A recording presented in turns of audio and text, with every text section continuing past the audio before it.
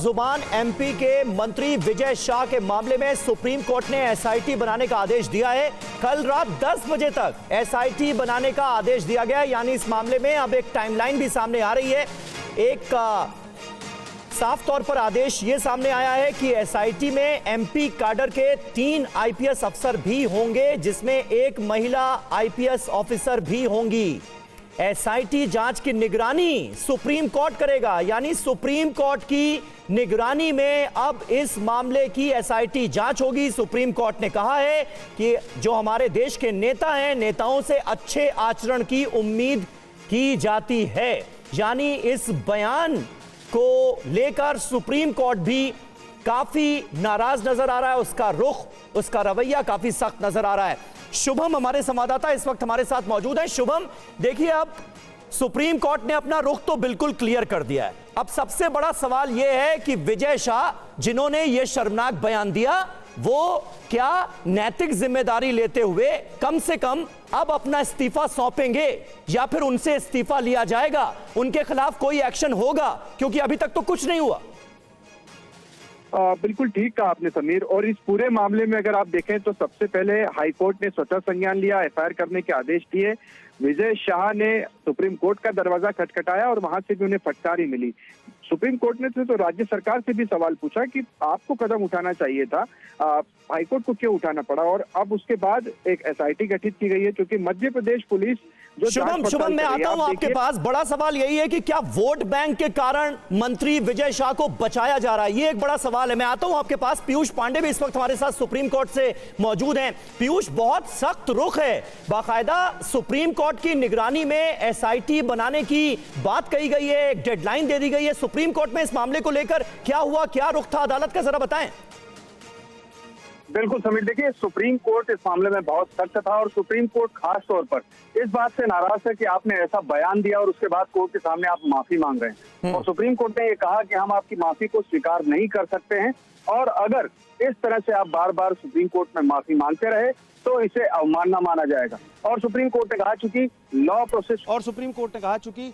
Process शुरू हो चुका है, एफआईआर दर्ज हो चुकी है, इसलिए हम एसआईटी गठित कर रहे हैं, जिसमें एक महिला होगी और 2 पुरुष आईपीएस होंगे, और तीनों ही मध्य प्रदेश कैडर से तो हो सकते हैं, लेकिन वो राज्य के बाहर तैनात हों। वो यहाँ पर जांच करेंगे और वो रिपोर्ट पेश करेंगे। पहली रिपोर्ट पर 28 मई को सुनवाई की जाएगी और सुप्रीम कोर्ट ये देखेगा कि आखिर हकीकत क्या है। और तब तक के लिए सुप्रीम कोर्ट ने एक फौरी तौर पर आदेश दिया है कि गिरफ्तारी पर रोक रहेगी। पीयूष, एक सवाल का जवाब दीजिए। इस वक्त जहन में एक सवाल आ रहा है, क्योंकि मंत्री विजय शाह ने जो कहा वो तो सबके सामने है, ऑन रिकॉर्ड कैमरे पर उन्होंने ये बयान दिया है, जिसकी पूरे देश में निंदा हुई, सबने उस बयान को सुना। अब एसआईटी का काम क्या होगा, मतलब क्या जांच होगी इसमें? बिल्कुल, देखिए समीर, जो कानून है वो अपने तरीके से काम करता है। जो वीडियो आया है वो कहीं डॉक्टर तो नहीं है, उससे कोई छेड़छाड़ तो नहीं की गई है, वो बयान पूरा है या नहीं है, और वो जो बयान दिया गया है उसका वास्तविक निहितार्थ क्या है।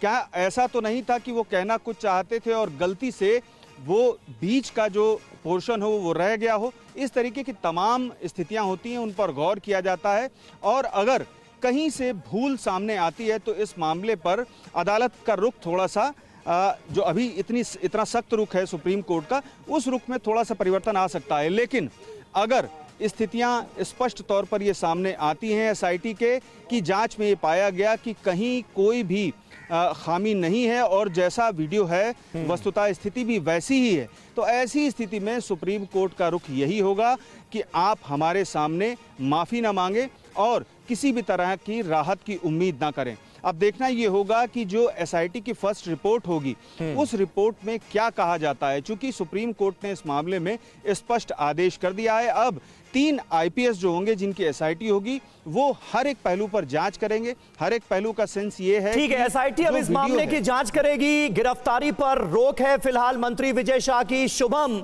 मुझे ये बताइए, शुभम हमारे संवाददाता भोपाल से इस वक्त हमारे साथ मौजूद हैं। विजय शाह से शुभम ने बातचीत भी की थी और उसमें भी वो माफी मांगते हुए नजर आए थे। यही काम माफी मांगने का उनके वकील करते नजर आ रहे हैं। शुभम, सुप्रीम कोर्ट के अंदर गिरफ्तारी पर तो रोक हो गई है, यानी गिरफ्तारी उनकी नहीं होगी, लेकिन एक्शन तो हो सकता है, कार्रवाई तो हो सकती है, इस्तीफा क्यों नहीं लिया जा रहा है? इतना शर्मनाक बयान देने वाले मंत्री का अभी तक कोई कार्रवाई क्यों नहीं हुई है?